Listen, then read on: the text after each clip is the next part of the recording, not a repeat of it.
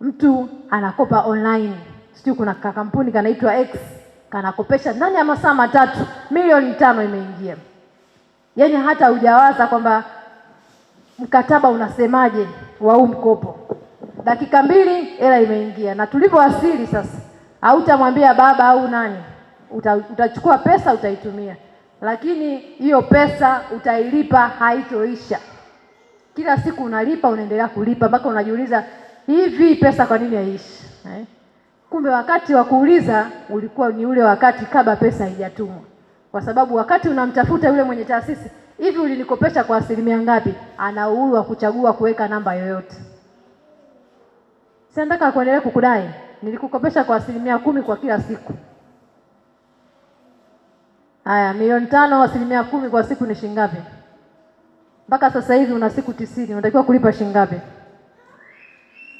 Mpaka mwaka ukiisha, si umelipa pesa mara 200, mpaka utasalenda ile aliyokuambia labda uweke nyumba, utaipeleka nyumba mwenyewe ikauze, kwa sababu siku anakukopesha au kumuuliza ninakopa kwa asilimia ngapi.